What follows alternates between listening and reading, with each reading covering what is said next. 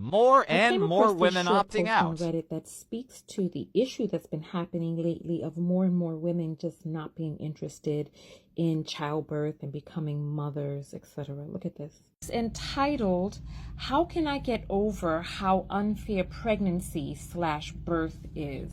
I do not want to have kids anytime soon. However, in the future, I think I may want to have kids. The only thing is that I just don't think I can see myself getting pregnant and then having to give birth just because of all of the physical changes, complications, pain, etc., etc. I'm sure you're all aware of it, so I don't have to go into all of that. I just don't think it's fair that I'd have to go through that, whereas my partner wouldn't. How can I get past thinking like this? And first person says, if my husband could carry and give birth, we would maybe have a kid. Nothing about pregnancy or giving birth is appealing to me. I honestly worry my body wouldn't be able to handle it. I often wonder how people make such a big decision so casually, especially with people that they don't know and sometimes with people they don't even like. I mean, pregnancy is a big, major medical decision. It's a medical condition that could result in your death. Yeah, I never had any interest in being a mom. I'd have liked to have been a dad, though. How much less of a burden would it feel like to commit to parenthood as a man? Damn. This person says, this was a big reason I never wanted kids. The idea of pregnancy and giving birth was terrifying to me, not to mention the changes your body goes through. I kept hearing women say, your body is never the same, so you go through this transformation and your husband gets to keep his body with no pain and no changes. Yeah, it's just biology, but I think overall I just kind of hate being a woman. Oh no. And look at this. And then the kid gets his last name, LOL, no. Aha! And somebody says, and your teeth can lose their calcium, bladder, incontinence, effed up hormones for eternity. Nah, I'll pass. Those discreet underwear for bladder control issues sure seem to be geared towards women for some reason. Ew, my goodness.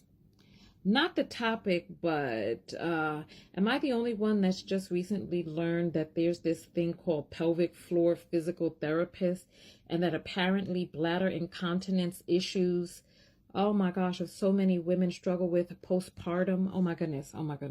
You could pause and read the rest of that. I'm just skimming. I've not given birth, but I saw a pelvic floor for different, okay, so they're talking about other stuff. Let's see then. Oh wow, what is this? I completely understand the hesitation. I can only speak from my own experience, but I actually found the environment very comforting. It's one of the most positive medical experiences ever for how much I felt heard and cared for relative to other environments' experiences. So this person writes a long post, and I'm like, methinks thou dost protest too much. Are you trying to convince other people or yourself, dear? Are you? Look. Let's see. Oh, this is long. All right.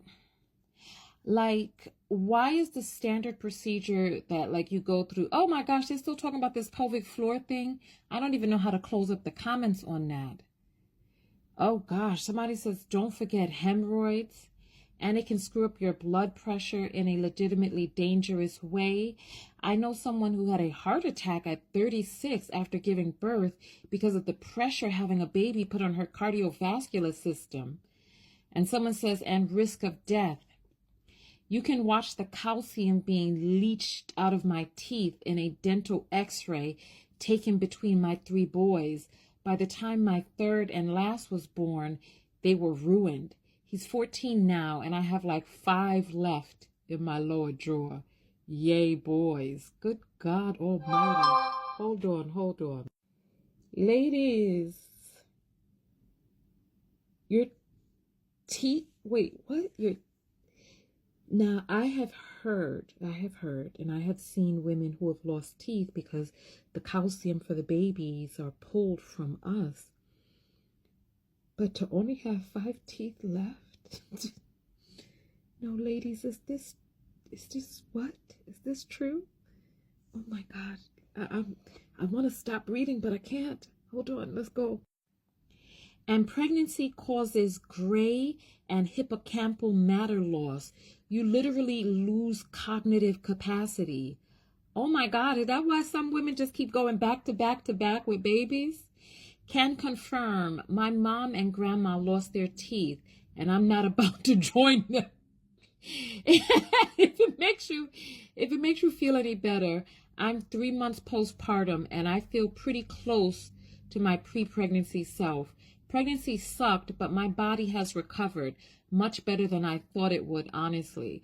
Well, you know, age, genetics, health, all of these things really do matter. So, I don't know. Past a certain age, I wonder if the risk is worth the reward. I mean, it is a major medical, whatchamacallit, but nonetheless, not always. My partner and I have been together 11 years and we're not married, blah, blah, blah, blah, blah. I'm done all the work carrying the kids. He gets named after me. Even if we were married, my last name is way cooler, so I'm not losing it.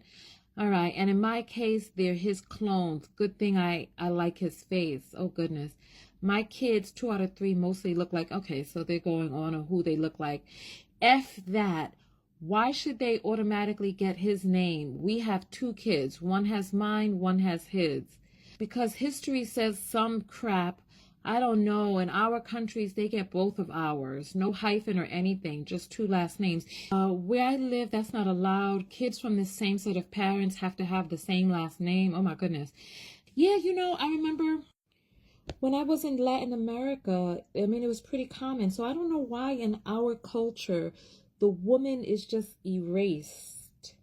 I don't get it, because in some cultures, it's hyphenated. They have 2 last names. And I remember when I was in Puerto Rico helping out after the hurricane, and I was doing demonstrations for people, they actually laughed at people who only had 1 last name, and they would be like the ongoing joke. So Puerto Ricans out there or other people in Latin countries, tell me, is there a joke in your country where they're like, ha ha ha ha, what's the matter? Your mother doesn't love you? So it's like, if you don't have your mother's last name too, they're like, they're making jokes about you. That's the most frustrating thing ever. If I ever had a kid, you bet your the kid's getting my last name. My husband took my name, which is great. That's not what is expected by social norms in the U.S. and most English-speaking countries, though. I have my last name and my husband has his, and our children would have both because that's what happens in our countries.